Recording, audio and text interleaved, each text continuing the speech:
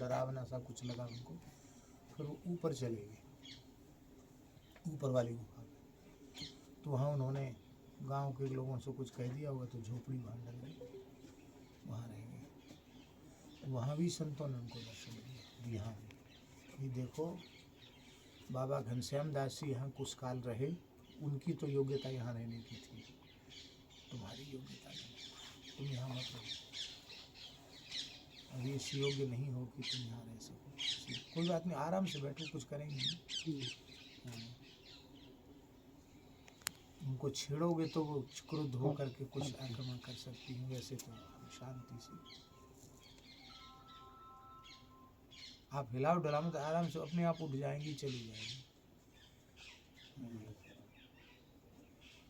तो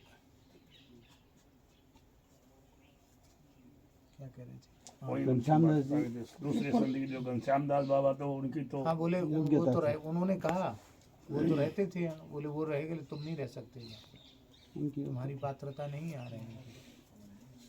तो फिर उन्होंने कहा कि तो कुछ भी हो, हम तो यहीं भजन करेंगे।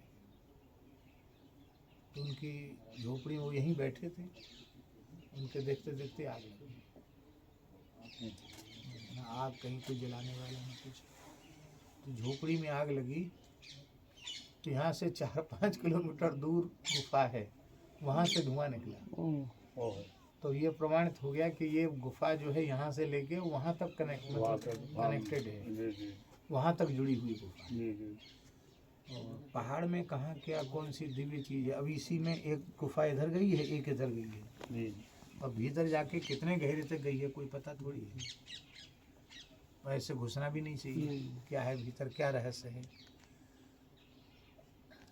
वहाँ चंबल के किनारे जिला कोटा राजस्थान में एक पहाड़ी क्षेत्र है, वहाँ हरेराम बाबा गए हुए हैं। तो वहाँ एक गुफा है, वहाँ से पानी निकलता है।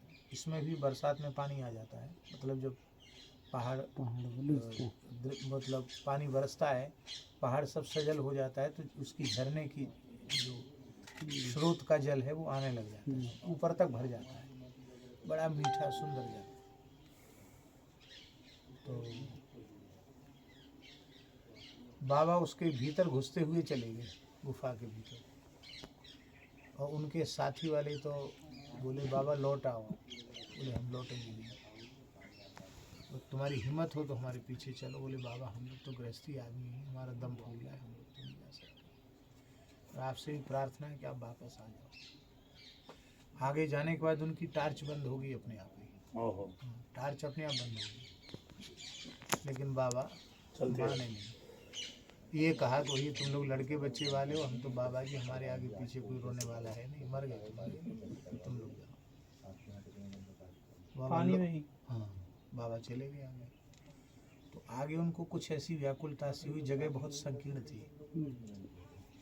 तो कहते कि जैसे ही हमने जल पिया और अपने मुख का प्रक्षालन किया, तो तुरंत हमको दिव्य दृष्टि प्राप्त हो गई, और वो पूरा जो छोटा छिद्र था वो बड़ा द्वार हो गया।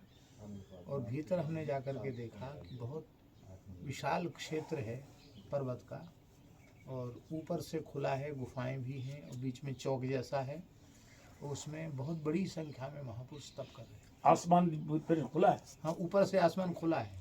हाँ, और कंदराएं हैं, जैसे बीच में ऐसे समझ लो कि जैसे बीच में एक खुला मैदान हो, वृक्ष हो और सबके रहने की गुफाएं हो, इस तरह का।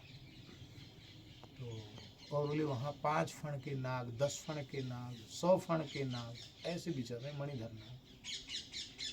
और वो वहाँ महापुरुषों ने कहा कि आप भजनानंदी संत हैं, इसलिए आप यहाँ तक आ गए हैं, यहाँ मनुष्य नहीं आ सकता है,